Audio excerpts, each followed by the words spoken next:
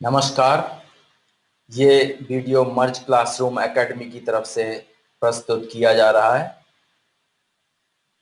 कोशिकी अंग के चौथे भाग में हम चर्चा करेंगे प्लास्टिड्स या लबक के बारे में। प्लास्टिड या लबक एक ग्रीस भाषा का शब्द है और लबक केवल पादप कोशिकाओं या प्लांट सेल्स में पाए जाते हैं जो इनके कोशिका द्रव्य में गोल या अंडाकार रचना में मौजूद होते हैं। ये एक प्रकार के पिगमेंटेड ग्रेन्यूल्स या फिर रंजक कण हैं जो जो रंग किसी किसी न किसी रंग के होते हैं, जैसे कि हरे रंग के, लाल रंग के या अन्य रंगों के, जो कि जीव द्रव्य या प्रोटोप्लास्ट में हर जगह पर बिखरे रहते हैं। ठीक माइटोकॉन्ड्रिया की तरह, जैसे माइटोकॉन्ड्रिया हर जगह पे जंतु कोशिकाओं में मौजूद रहते हैं, वैसे ही प्लास्टिड्स भी बिखरे हुए रहते हैं प्रोटोप्लास्ट के अंदर। इनमें पौधों के लिए या पादपों के लिए महत्वपूर्ण रासायनिक पदार्थों का निर्माण होता है। ये सूर्य की ऊर्जा से इनका निर्माण करते हैं। अगर हम रंगों के आधार पर इनको विभाजित करें तो हम इनको तीन निम्नलिखित भागों में बांट सकते हैं। एक तो वो जिनमें रंग नहीं होता, जो रंगहीन होते हैं, जिनको हम श्वेत लबक या ल्यूकोप्लास्ट कहते हैं अंग्रेजी में। ये रंगहीन होते हैं तथा पौधों में ये भोजन का संग्रह करने के लिए आवश्यक होते हैं, जैसे स्टार्च का संग्रह करते हैं या अन्य चीजों का। दूसरे होते हैं हरित लबक, इनको हम अंग्रेजी में क्लोरोप्लास्ट कहते हैं। ये हरे रंग के होते हैं और ये बहुत ही महत्वपूर्ण कार्य करते हैं पौधों के लिए, जिसको हम प्रकाश संश्लेषण या फोटोसिंथेसिस कहते हैं, जिससे भोजन का निर्माण होता है।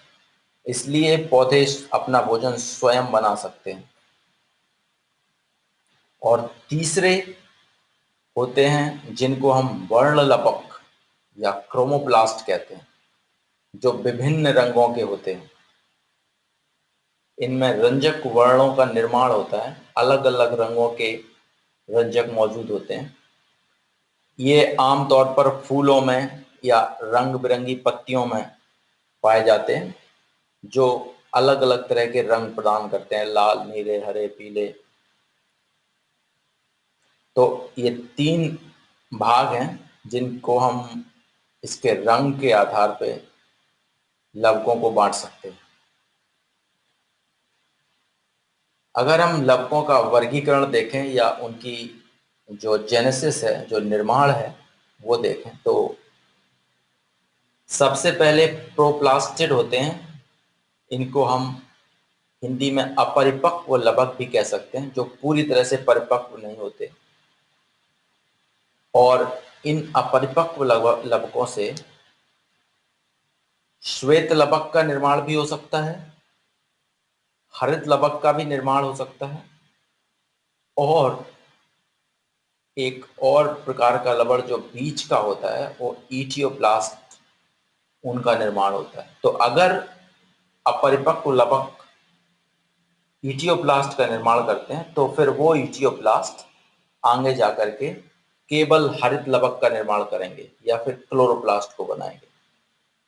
पर अगर अपरिपक्व लवक सीधे क्लोरोप्लास्ट का निर्माण करते हैं तो फिर इटियोप्लास्ट की जरूरत नहीं है। अब ये हरित लवक, इनमें हरे रंग के रंजक पाए जाते हैं, जो कि प्रकाश संश्लेषण में, जैसा कि बताया कि प्रकाश संश्लेषण में सहायक होते हैं, भोजन का निर्माण करते हैं पादपों में।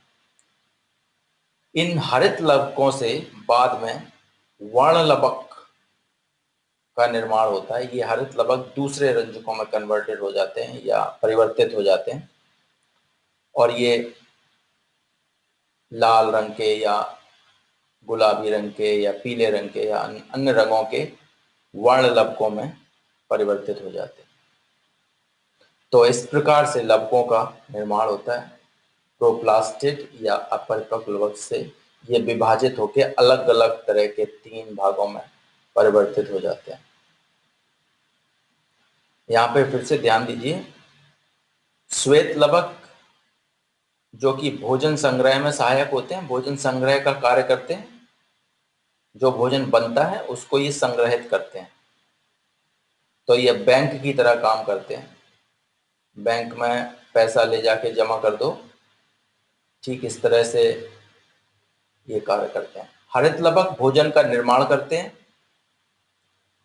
और इनसे जो भोजन बनता है वो श्वेत लवकों को पहुंचा दिया जाता है। श्वेत लवक उनको इकट्ठा करते हैं और हरित लवकों से वर्ण लवक बनते हैं, जो कि बहुत सारे रंग बिरंगे रंगों के होते हैं और ये फूलों, पत्तियों आदि को अलग अलग रंग देते हैं।